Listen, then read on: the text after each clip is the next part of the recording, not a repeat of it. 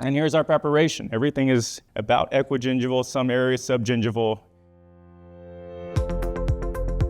Because of the exposed metal posts, we're gonna go through and air abrade. Air abrading is gonna roughen and clean the preparation and really roughen and clean the metal post for optimal bonding. And I like to Total-etch. This is 35% phosphoric acid. We're gonna go and clean the remaining tooth structure and go through our buildup. So I'll let that sit for about 10 to 20 seconds, and we're gonna rinse this off.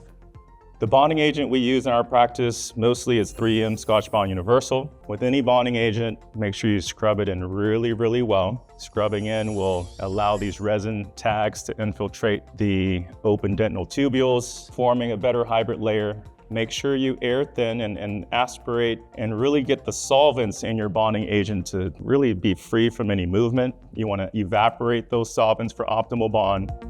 And for the buildup, I think I'm just using flowable composite. I just do this incrementally, little by little, reduce the shrinkage, and really just try to control the contour and shape of the buildup. Now, I do unfortunately, a lot of crowns on endo-treated teeth, fortunately or unfortunately. In those situations, a lot of coronal tooth structure is lost. And in many cases, I don't do the buildup. I'll actually mill the buildup with the final restoration. And so that's one of the advantages of having the Chairside system. Partial buildup could be done with the final restoration. But in this case, I'd opt to do more of a traditional buildup.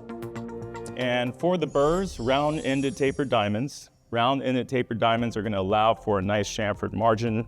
I always finish at a lower speed, sometimes without water for better control, better visibility, making sure I don't have any undercuts. You heard a lot about occlusal clearance. With Bruxer crowns, we still want about 1.5 millimeters of occlusal clearance, distance from the opposing. That really is the optimal gap we need for a great design, optimal strength, ease of design, and you're gonna see the design in a minute.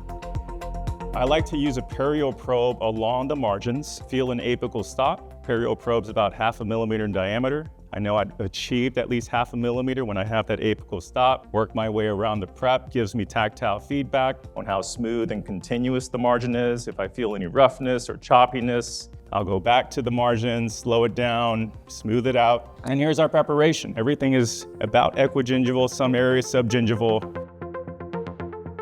I've talked about evaluating your scans. This is super important. After you've prepared, many of us delegate the scan to our assistants, but it's a great idea still to